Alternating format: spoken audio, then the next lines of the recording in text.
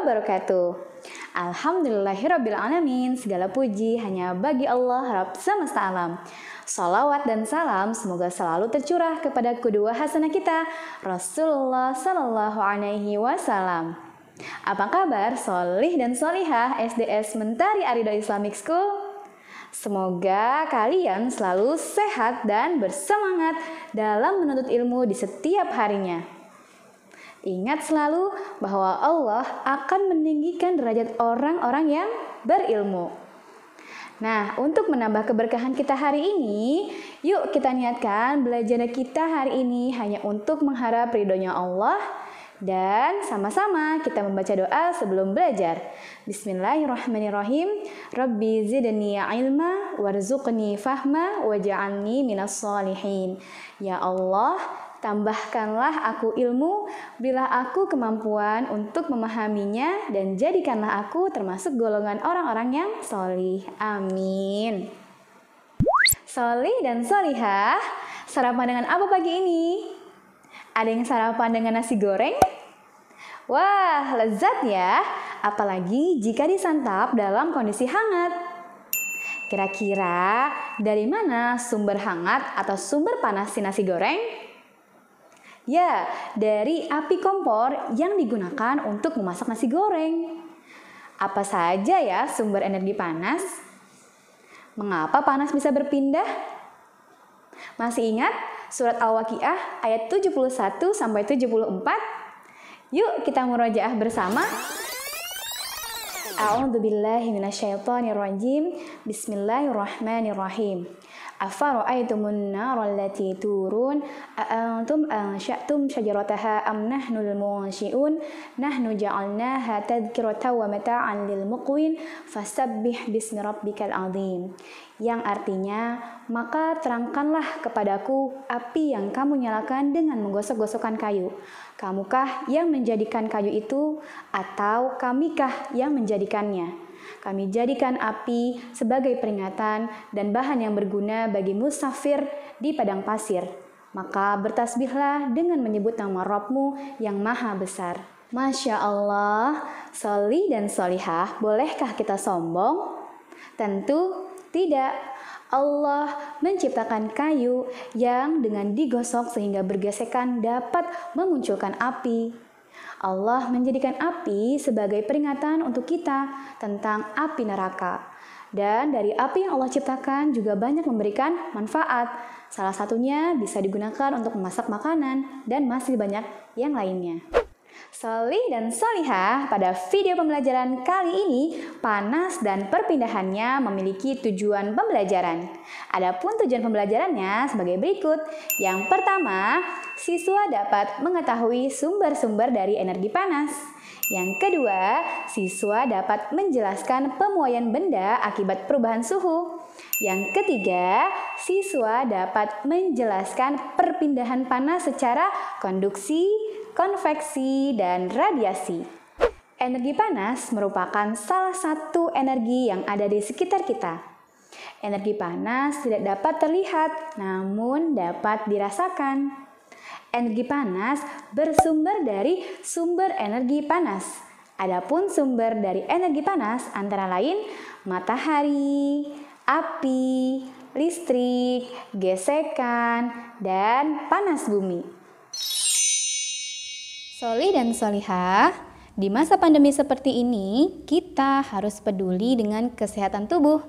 Jika badan terasa agak hangat, segera cek suhu tubuh kita. Tubuh dikatakan demam jika suhunya di atas 38 derajat Celcius. Suhu, demam, apakah sama? Apakah suhu dan panas atau kalor itu sama? Yuk kita cari tahu. Suhu merupakan tingkat atau derajat panas suatu benda. Contohnya, air mendidih pada suhu 100 derajat Celcius. Nah, derajat suhu dapat dinyatakan dalam Celcius, Reaumur, Fahrenheit, dan Kelvin. Untuk mengukur suhu membutuhkan alat ukur yang dinamakan termometer.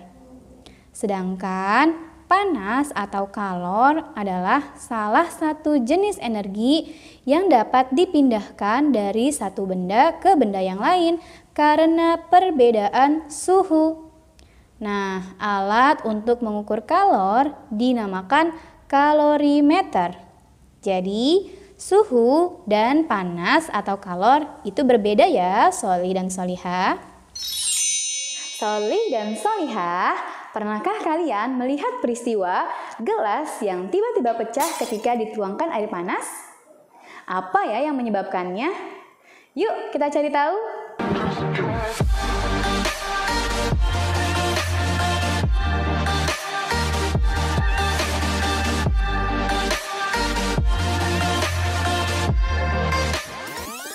Benda dapat mengalami perubahan jika diberi panas. Perubahan benda dapat terjadi karena benda mengalami pemuaian. Apa itu pemuaian? Pemuaian adalah perubahan benda yang meliputi panjang, lebar, luas, atau perubahan volume yang diakibatkan oleh pengaruh suhu. Jadi, kenapa gelas ketika dituangkan air panas bisa pecah? Ya, karena gelas mengalami pemuaian. Pemuaian yang terjadi pada gelas terjadi secara tidak merata.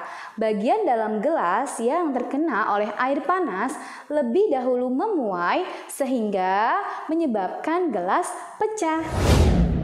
Pada proses pemuaian, ukuran benda padat, gas, dan cair lebih besar dari ukuran sebelumnya. Pemuaian terjadi jika benda dipanaskan sehingga suhunya naik. Sebaliknya, ukuran benda padat, cair, dan gas menjadi lebih kecil jika didinginkan atau suhu rendah. Perubahan ini dinamakan dengan penyusutan. Dengan demikian, benda akan memuai jika dipanaskan dan menyusut jika didinginkan. Contoh peristiwa pemuaian dan penyusutan pada benda sebagai berikut. Yang pertama, pemuaian dan penyusutan pada zat pengisi termometer. Zat pengisi termometer seperti air raksa atau alkohol dapat mengalami pemuaian. Air raksa atau alkohol akan memuai ketika suhu meningkat. Pemuaian ditandai dengan bergerak naiknya air raksa atau alkohol seiring dengan peningkatan suhu. Sebaliknya, saat terjadi penurunan suhu, air raksa atau alkohol akan kembali lagi turun. Yang kedua, pemuaian gas pada balon udara. Cara kerja balon udara menggunakan konsep pemuaian gas. Dibandingkan zat padat dan zat cair, gas lebih mudah untuk memuai. Gas tersusun atas molekul-molekul yang bergerak bebas. Apabila dipanaskan, energi gerak molekul akan semakin besar dan tekanan gasnya juga akan lebih besar, sehingga udara yang panas akan mendesak naik ke atas mencari udara yang lebih dingin. Inilah yang membuat balon udara bisa terbang. Yang ketiga, pemuaian udara di dalam ban. Ban yang penuh dengan udara dapat meletus jika terus-menerus terkena terik matahari. Ban ini meletus karena udara di dalam ban memuai akibat panas yang tinggi. Jadi, jangan terlalu banyak mengisi udara ke dalam ban agar ban tidak meledak saat udara memuai di siang hari. Yang keempat, pemuaian dan penyusutan pada rel kereta api. Rel kereta api yang terkena sinar matahari dalam waktu lama akan mengalami kenaikan suhu dan memuai. Oleh karena itu, sambungan antara dua ujung rel dibuat renggang agar ada ruang pemuaian. Hal ini untuk menghindari pembengkokan pada waktu rel memuai. Selain memuai, rel kereta api bisa menyusut. Penyusutan terjadi jika suhu rel turun dari suhu normal. Penyusutan biasa terjadi pada malam hari. Yang kelima, pemuaian pada kaca. Kaca yang terkena sinar matahari dalam waktu lama akan mengalami kenaikan suhu dan memuai. Oleh karena itu, pemasangan kaca pada jendela diberikan jarak atau sedikit ruang agar kaca tidak pecah ketika memuai saat terkena panas. Yang keenam, pemuaian pada keramik. Selain kaca, keramik juga dapat memuai. Setiap pemasangan keramik harus diberikan jarak antara satu dengan yang lainnya. Di tengah-tengah ruang tersebut biasanya diisi dengan bahan nut yang memiliki sifat fleksibel untuk mencegah pecahnya keramik saat mengalami pemuaian. Yang ketujuh, pemuaian pada sambungan jembatan. Pada jembatan yang menghubungkan jalan, di kedua ujungnya terdapat sambungan. Sambungan ini berguna sebagai ruang pemuaian badan jembatan pada saat terik matahari. Bila tidak ada sambungan ini, maka badan jembatan akan melengkung. Yang kedelapan, pemuaian dan penyusutan pada kabel jaringan listrik atau telepon. Pemasangan kabel-kabel jaringan listrik di sepanjang jalan dilakukan dengan longgar atau kendur. Hal ini sengaja dilakukan untuk mengantisipasi memanjangnya kabel pada saat siang hari karena kabel memuai atau menyusutnya kabel pada malam hari karena suhu udara yang turun. Jika kabel dipasang dengan kencang, ketika kabel menyusut di malam hari, kabel dapat putus dan mengganggu distribusi listrik.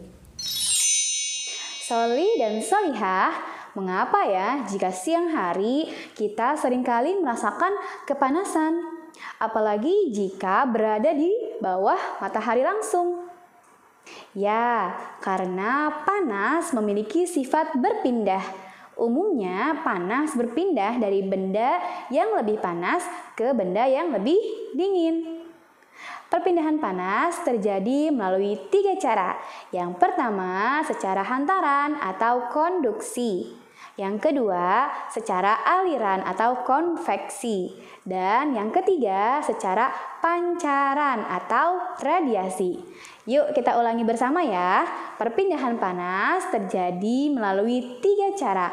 Yang pertama, secara hantaran atau konduksi. Yang kedua, secara aliran atau konveksi. Dan yang ketiga, secara pancaran atau radiasi.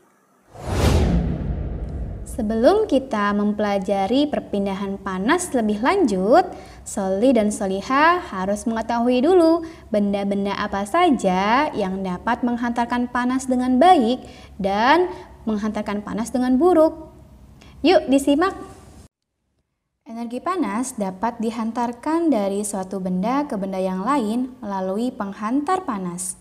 Berdasarkan kemampuan dalam menghantarkan panas, terdapat 2 jenis bahan penghantar panas, yaitu konduktor dan isolator. Benda-benda penghantar panas. Benda yang dapat menghantarkan panas dengan baik disebut konduktor. Contohnya antara lain tembaga, aluminium, besi, emas, dan seng. Benda penghantar panas yang buruk disebut dengan isolator. Contohnya antara lain kaca, kain lap, karet, kayu, dan plastik.